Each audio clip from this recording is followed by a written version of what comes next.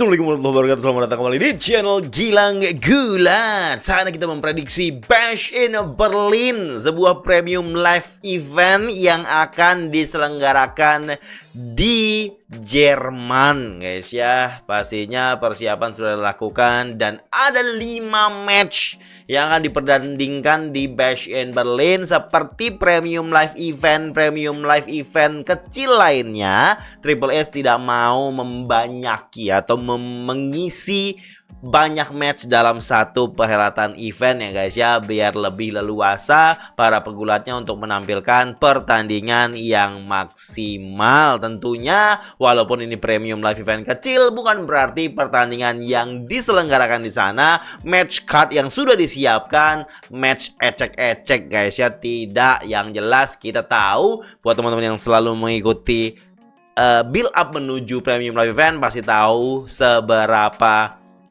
intensnya guys ya persiapan menuju event ini. Sebelumnya saya bilang dulu guys ya, saya ngupload video prediksi ini telat ya di hari Kamis malam karena saya lupa kalau saya belum bikin prediksi. Jadi mohon maaf buat yang menunggu. Untung tadi ada yang ngingetin ya di Discord ya. Jadi saya bisa langsung buat videonya dan langsung memprediksi serta memberikan insight tentang cerita-cerita yang disiapkan untuk match card di Bash in Berlin. Mari kita mulai saja. Ini dia video prediksi Bash in Berlin. Oh ya lupa, sebelumnya biar tahu dan tidak bertanya-tanya, Bash in Berlin akan diselenggarakan di hari Sabtu dini hari mulai jam 12 malam tanggal 31 Agustus 2024 guys ya. Dan itu artinya kita akan begadang nonton premium live event lagi. Let's go. Mari bergadang bersama Gilang Gulat. Match pertama yang akan saya bahas, match yang tidak penting dulu guys ya. Sorry buat fansnya Jade Cargill dan Bianca, ya memang saya rasa match ini tidak perlu ada di premium live event guys ya. Masih ada championship lain yang pantas untuk mendapatkan spot ini, seperti Intercontinental, seperti US title, atau bahkan tag team title yang men. Tapi apa boleh buat, WWE mau kasih sebuah kesempatan untuk Alba dan Ayla mendefend title-nya di premium live event walau kemungkinan besar mereka kalah. Ya, prediksi saya Jade Cargill dan Bianca akan merebut title yang seharusnya mereka tidak pernah lepaskan. Kita tahu waktu di Clash at the Castle saya tidak berpikir Bianca sama Jade melepas title-nya. Cukup jadi kejutan ketika kita tahu Akamsi, Alba, Ayla mendapatkan title-nya. Dan saya langsung berpikiran di review kalau title ini tidak akan lama dipegang oleh mereka, tapi ternyata cukup lama guys ya, melampaui 2 pay-per-view mereka bisa mempertahankan title-nya. Dan di sini akhirnya Jade dan Bianca setelah Shayna sama Zoe coba, Damage Control nyoba, Kaiden Katana nyoba, tidak berhasil. Akhirnya sampailah ke titik dimana ya udah kasih lagi ke Jade sama Bianca biar title semakin presisius lagi, terlihat signifikan lagi. Jadi saya sekali lagi bilang prediksi saya Jade dan Bianca akan merebut title kembali. We're gonna have a new champion. Dan saya yakin itu akan jadi satu-satunya champion yang akan berpindah di Bash in Berlin. Dan itu akan jadi hal yang spesial lah ya untuk Bash in Berlin ini. Apakah pertandingan akan jelek? Kita tahu kualitas apa yang bisa diberikan Jade sama Bianca. Mereka pasti akan mempertontonkan ya sedikit kekompakan sama kekuatan dari masing-masing mereka. Kita tahu guys ya, saat ini mereka berteman. Kita tahu endingnya, arahnya mereka akan berseteru ini. Karena banyak yang merasakan atau berpikir dream match Bianca dan Jade Cargill itu akan terjadi di WWE. Dan saat ini mereka berdua dulu, bersama dulu, berpartner dulu, dan mungkin mereka akan face to face di sebuah event yang lebih besar. It could be WrestleMania. Jadi saya berpikir tag team title akan dipegang oleh mereka, bisa dibilang dalam waktu yang cukup lama. Tapi apakah ada kemungkinan prediksi saya salah? Alba dan Ayla retain? Bisa saja, namanya juga prediksi guys ya. Tapi sekali lagi saya tekankan, prediksi saya untuk match ini Jade dan Bianca menang Tag Team Women's Champion. Kita skip aja guys ya, tidak banyak yang bisa saya bicarakan dari match ini. Match selanjutnya, salah satu cerita utama di Monday Night Raw adalah perseteruan The Judgment Day, di mana cerita ini sudah mulai digaungkan sejak lama sebenarnya, tapi klimaksnya terjadi di SummerSlam kemarin, di mana Dominic mengkhianati Mami, Finn Balor mengkhianati Damian Priest.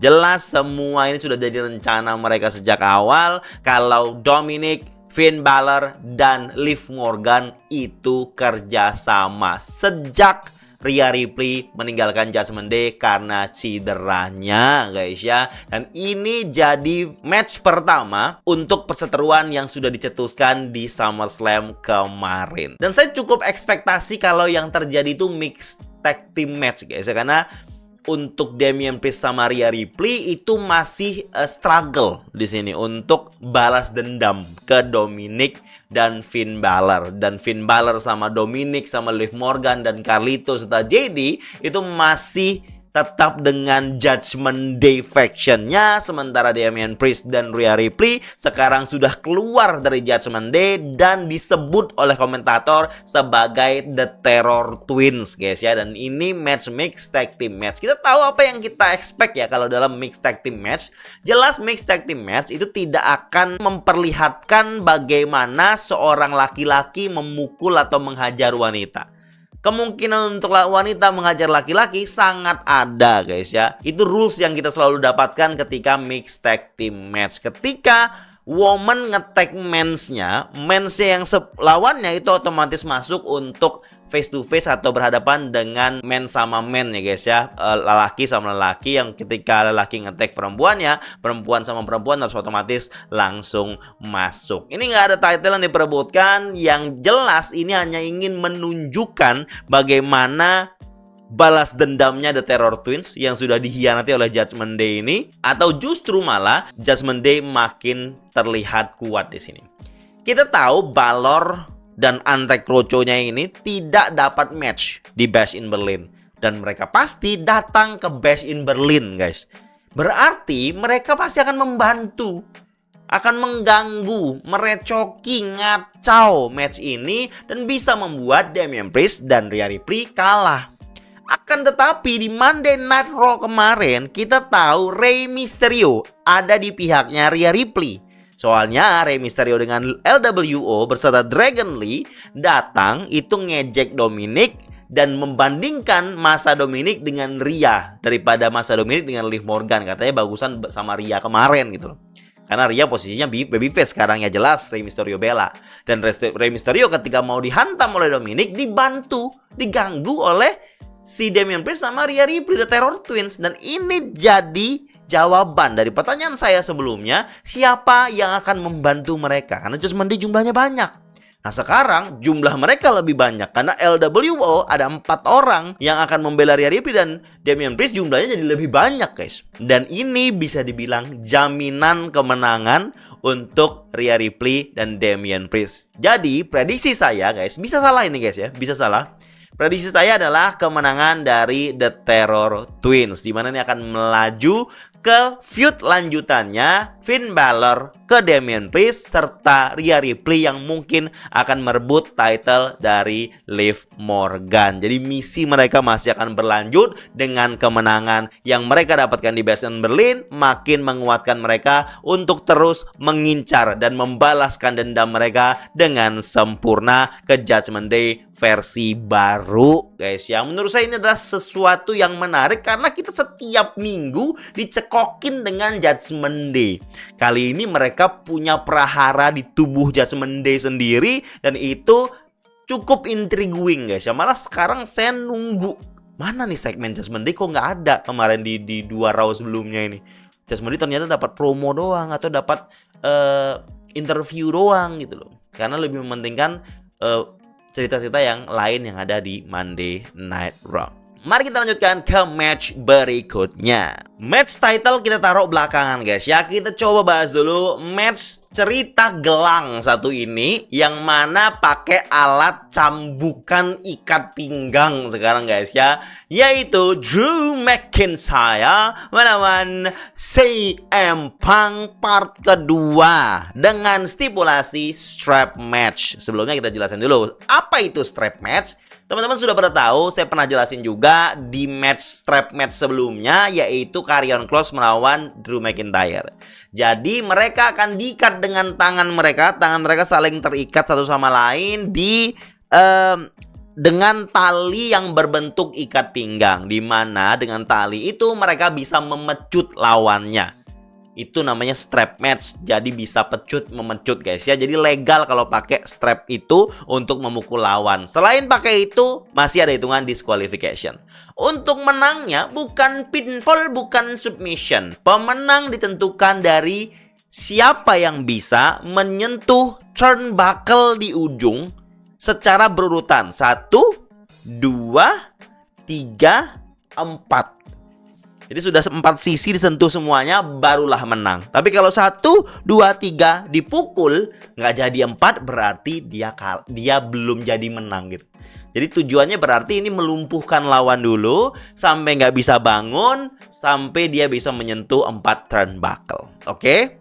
Nah, dari segi cerita, kita tahu ini lanjutan dari SummerSlam. Saya berpikir di review SummerSlam saya, kalau ini match blow off, ini match di SummerSlam itu udah kelar harusnya, karena kayaknya udah jadi hal yang manis untuk Drew mendapatkan kemenangan karena selama ini dia diganggu oleh CM Punk. Udah ada kepuasan untuk saya guys ya. Kayaknya udah selesai lah, udah puas saya juga lihatnya. Tapi ternyata WWE belum puas. WWE mau ngasih ini match kayaknya trilogi guys. Kenapa saya bilang trilogi? Listen to me. Listen to me.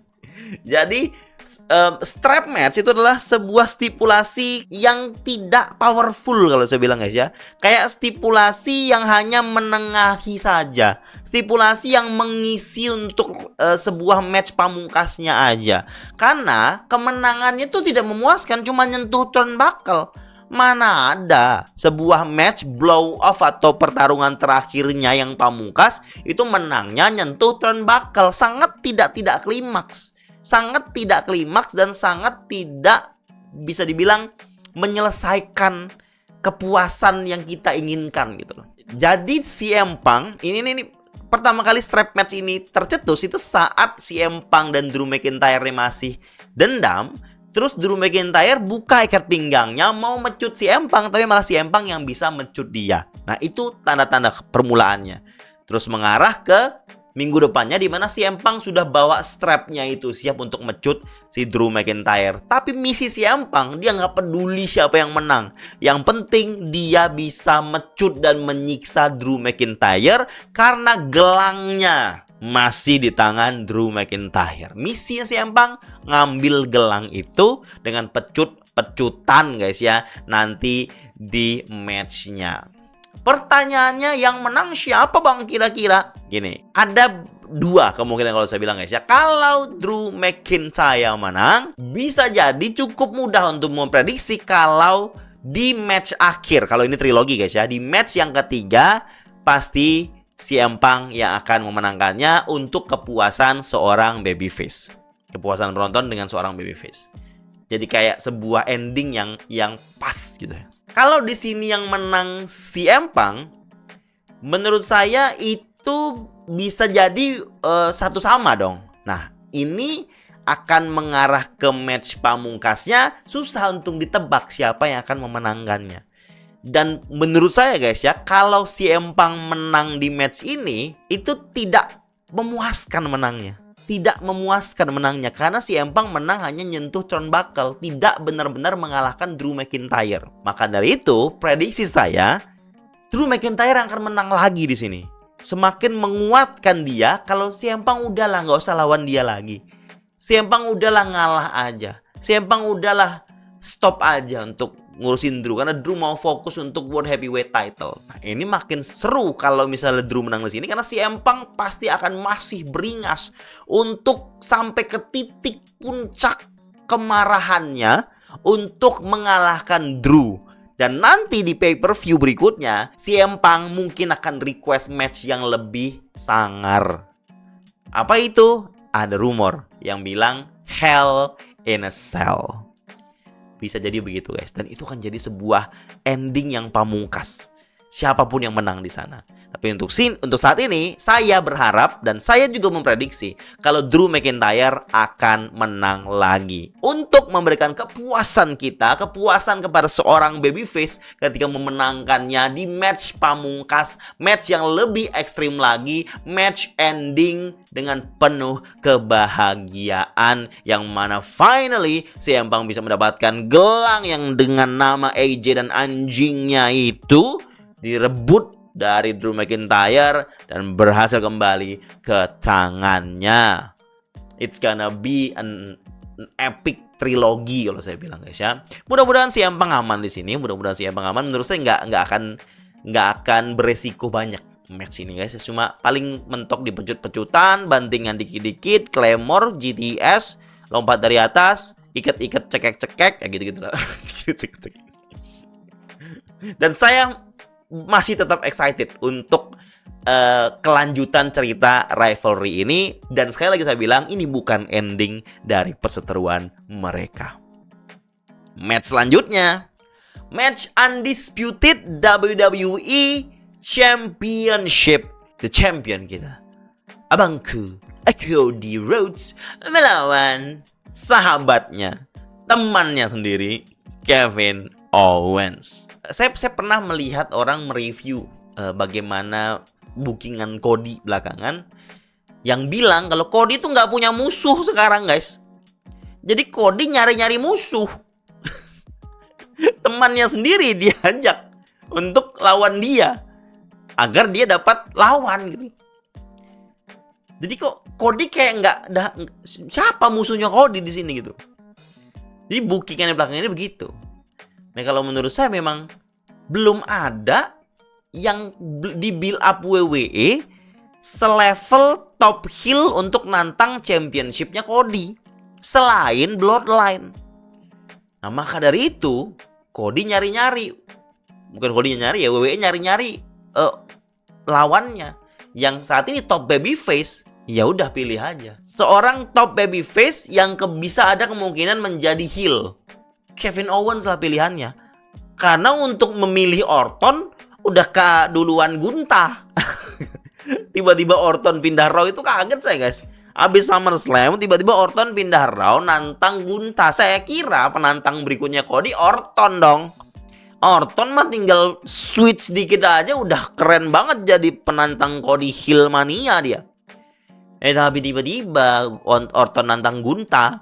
Ya udah sisanya Kevin Owens yang ditantang Cody. Jadi ceritanya Cody itu memilih Kevin Owens sebagai reward karena Kevin Owens selama ini struggle berjuang bersama Cody untuk ngurusin Bloodline. Walaupun historinya ya memang Kevin Owens musuhnya ya Bloodline gitu loh.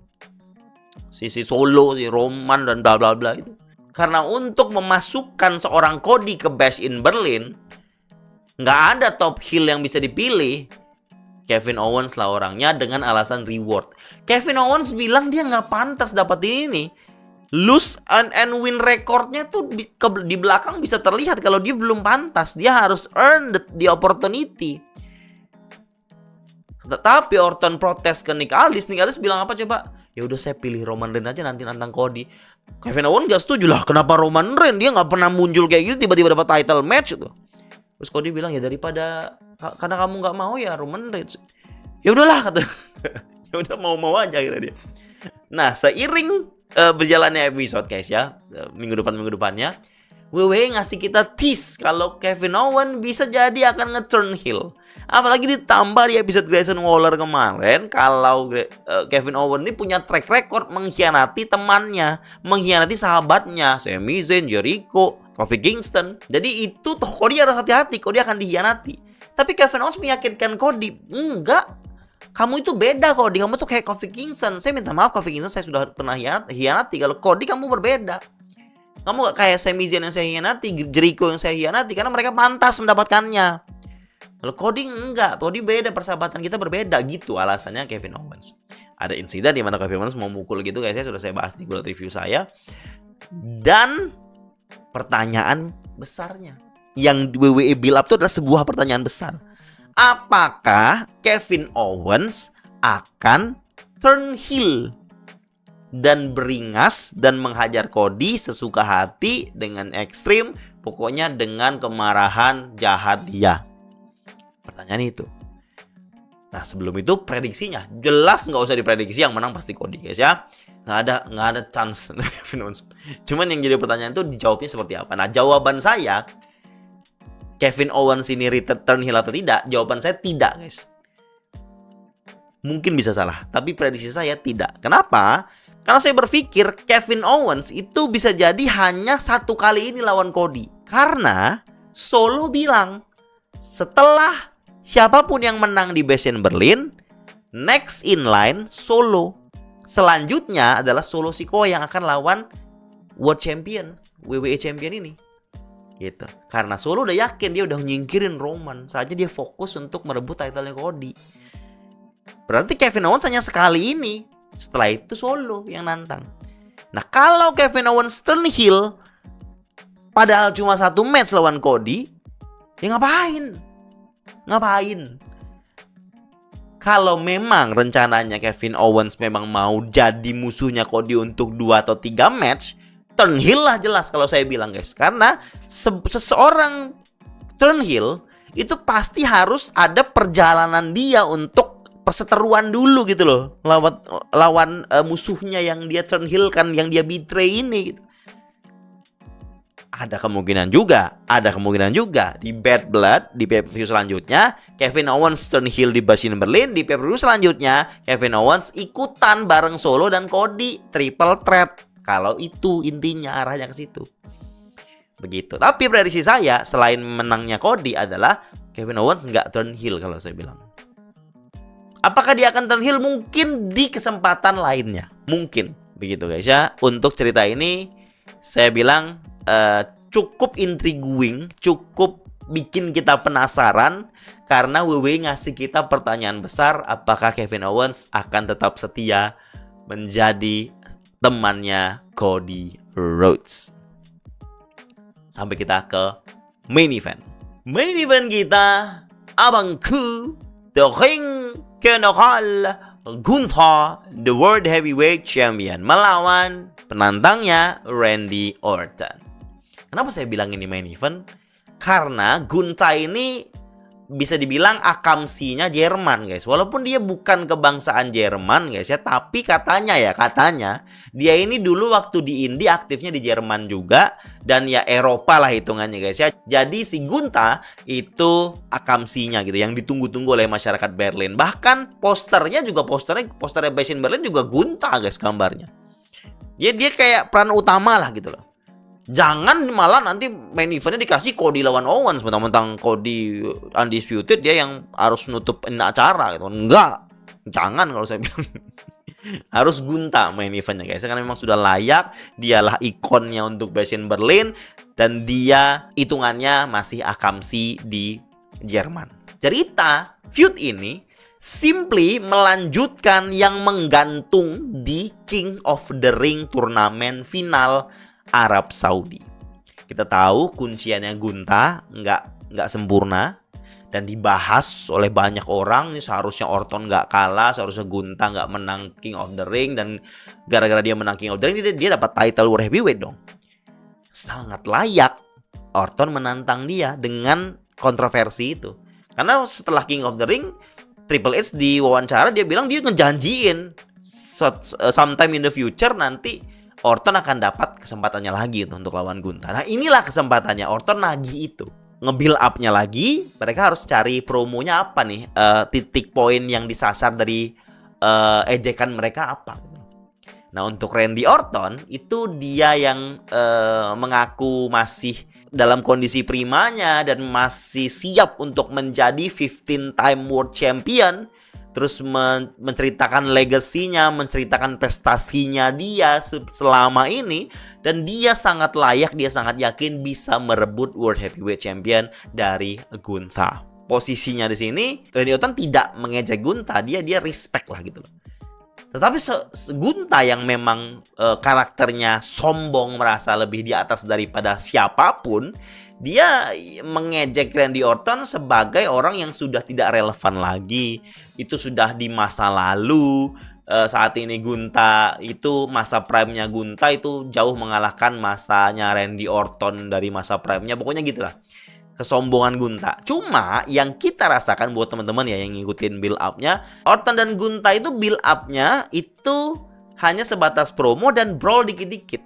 Apalagi di Monday Night Raw Go Home Show before Bash in Berlin, itu Gunther udah di Eropa, sementara Orton hanya build up promo sendirian gitu loh. Jadi nggak maksimal kalau saya bilang guys ya. Tetapi apapun itu, melihat kembali mereka akan bertarung untuk title, itu cukup membuat kita excited guys. Melihat match card ini aja udah mantap kalau saya bilang guys. Siap untuk menontonnya saya, bagaimana aksi mereka. Sempat Orton nge-RKO si Gunther. Sempat. Karena Gunther agak sombong katanya, Orton tidak akan bisa RKO saya out of nowhere katanya gitu. Terus Orton bilang, saya nggak akan RKO kamu diam-diam, saya akan RKO kamu terang-terangan di depanmu. Kena juga tuh si Gunther. Dan prediksi saya, retain the title. Ini Akamsi. Gunther pasti ditunggu oleh fansnya di Jerman. Dan kemenangan Gunther ini nantinya, itu akan mengabsahkan, memantapkan Gunther sebagai seorang champion yang sudah tidak punya beban kontroversi. Kalau mereka ini tidak dipertemukan lagi atau tidak di-matchkan lagi gitu loh, orang pasti akan masih membahas-bahas di mana Orton nggak dipin itu. Harusnya Orton ini yang menang World Heavyweight. Kau menang World Heavyweight karena kontroversi bla bla bla. Dengan kemenangan ini nantinya yang clean, tidak ada lagi bahu yang terangkat, tidak ada lagi roll up yang dilakukan, clean pinfall. Itu akan memantapkan posisi Gunther as the World Heavyweight Champion. Nah setelah ini selesai kalau saya bilang guys. Urusan Orton dan Gunther selesai. Karena hutang-hutangnya Gunther ibaratnya ya, cuma satu match aja lawan Orton. Nah Orton setelah ini, dia kan orang SmackDown ya Orton ya, bisa fokus tuh ke SmackDown. Mungkin kalau Kevin Owens heel turn, yang dihadapi Kevin Owens, Orton mungkin guys sebagai babyface. Mungkin guys ya. Kalau saya pikirannya seperti itu.